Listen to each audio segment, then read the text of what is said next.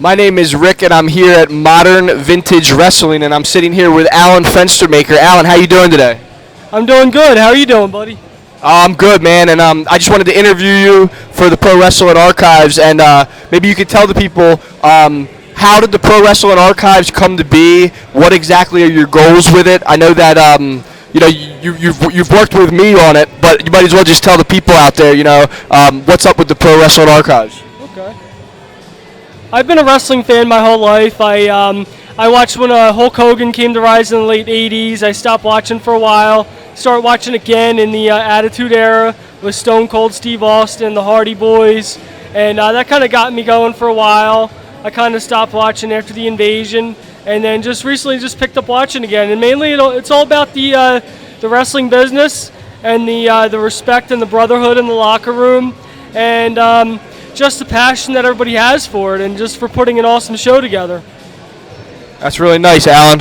And I gotta say, just as a friend, man, you've done a great job with helping everybody kind of find their way with all this stuff, man. I really appreciate you, man. Now, here's another question for you. Who is your favorite wrestler growing up?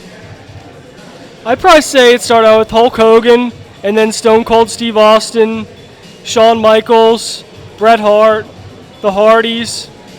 Just to name a few. The Undertaker.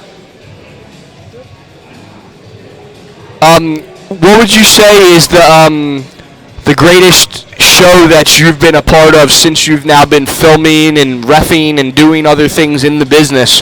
What would you say is the best show you've been to yet? I'd probably say CCW because that's our home. Shout out to my boy Rob Noxious. He does put some awesome shows together, and he's an amazing trainer too.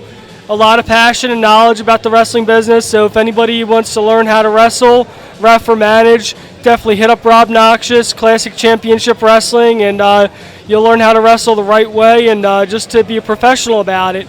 And also too, like being with MLW, Major League Wrestling, getting to be a driver for them, as well as getting to work with Impact and being part of the Philly team.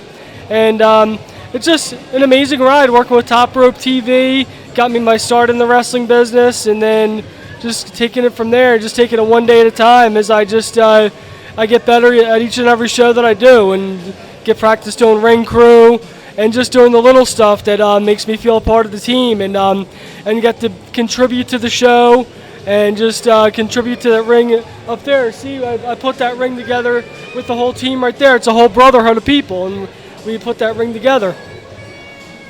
Well, that's amazing, Alan. Now, Alan, so here's a good question for you, all right?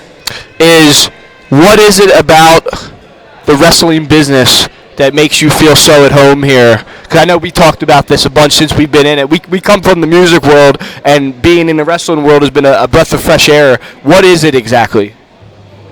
Well, I'd have to say, like, the brotherhood and the family type thing. Like, I know, like, coming to a show, everybody shakes hands, and we hug it out, and, like, just the brotherhood that we have here, like, in the camaraderie, like, the late-night sheets runs after CCW shows, going to the Sunoco after shows at the 2300 Arena, and just being part of the brotherhood in the wrestling business. Yeah, it's always a tradition with everybody in the wrestling business. It seems like they hit the store after. But all right, cool. Well, Alan, thanks for doing this, man, and thanks for getting us all, understanding where everything's coming from, man. Is there anything that you want to say about the Pro Wrestling Archives before we get going?